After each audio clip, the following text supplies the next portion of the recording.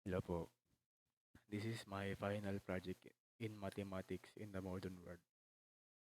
Ah, ang i-discuss ko po ngayon dito is yung correlation and regression. Speedrun lang po. At saka yung mga nalalaman ko lang dito. Medyo hindi ko pa gamay ito, sir. So, let's begin na po. Linear correlation coefficient is a referred to as the measure of relationship between two random variables with values ranging from -1 and 1. It is a proportional to covariance and can be interpreted in the same way as covariance. So ito po yung formula ng linear correlation. Sigma x, sum of the values of x. Sigma y, sum of the values of y. Sigma x, square root of 2. Sum of the values of square of x. Tapos sigma y, square of 12. Sum of value of square of y. Tapos yung sigma xy, sum of values of product x and y. Tapos yung n is yung total number of pairs.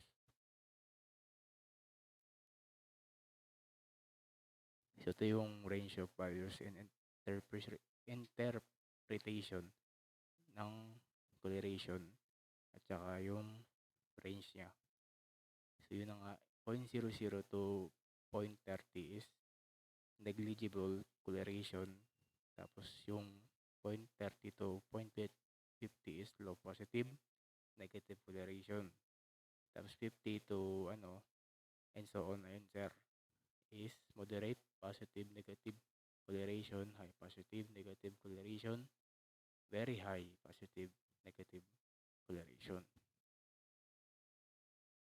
So ito po ang ating example ng person product moment correlation coefficient or PPMC.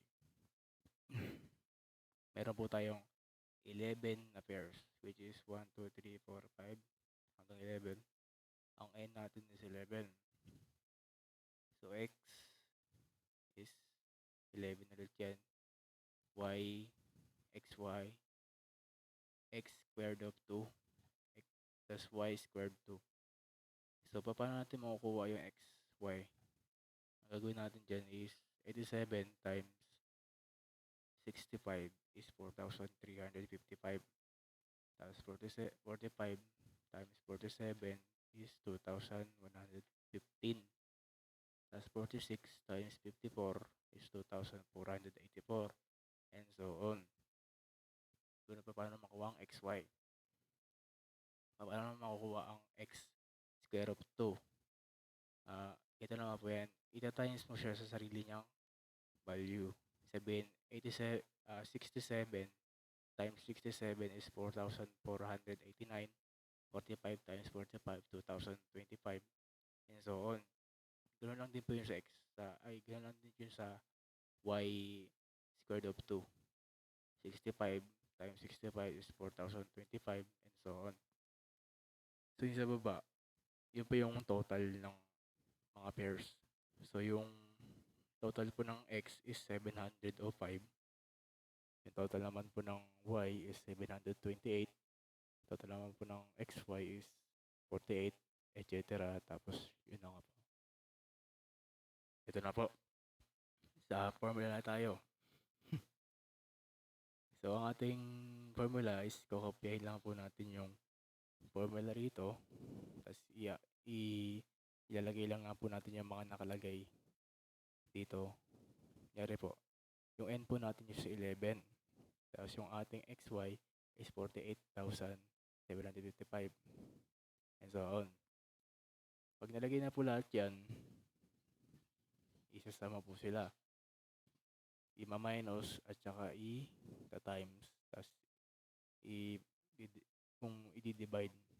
Pag na-divide na po lahat yan, nasa na lahat yan, ang ikakalabasan ng sagot niya is 0.92 o 0.923, which is very high positive and negative correlation. Meron pa tayong isang method kung paano po makuha yan. Ito po. papaano mo 'to makuha is itong 11 at saka 48,755 ita-times mo sila sa isa't isa. So, 11 times 48,755 is 536 and et cetera. Tapos gano'n din po 'yan, ita-times mo sa kanila. 7,700, 5 times 728 is 513 and et cetera. Sa baba naman po is kokopyahin niyo po 'to.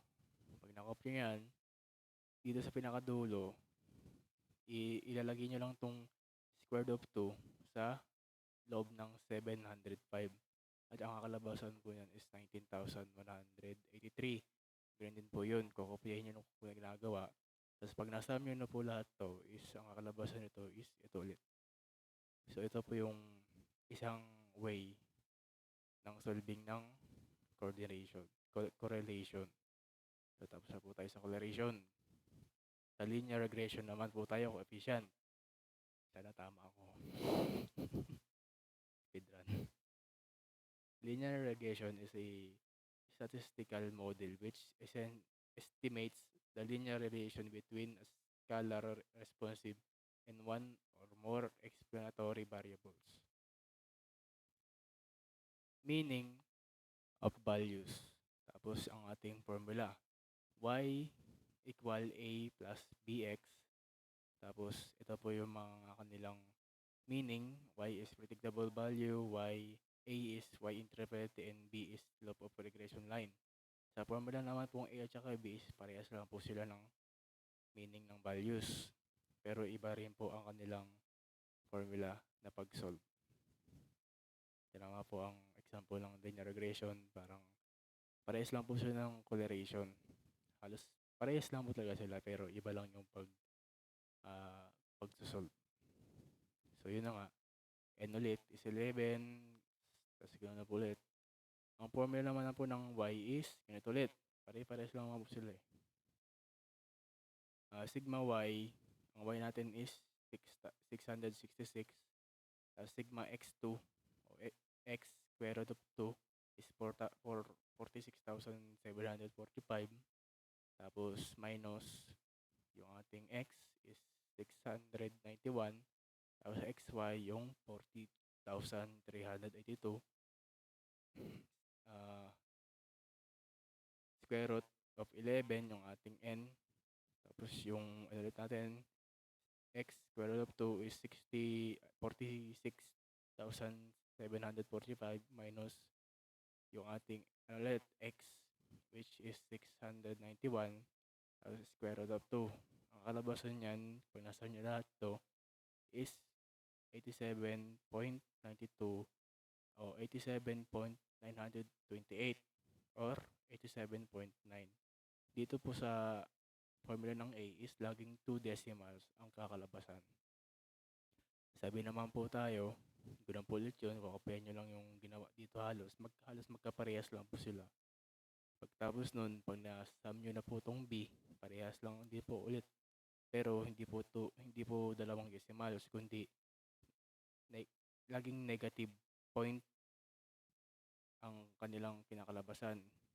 Katulad po nito, ang sagot po dito is negative 0.43. Yun po ang kanyang sagot. O, ito po yung aking sagot.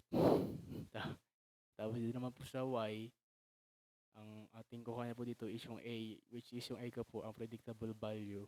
O ang x ko po ay predictable value is 6. Tapos ang aking y is 87.9 which is yung sa a.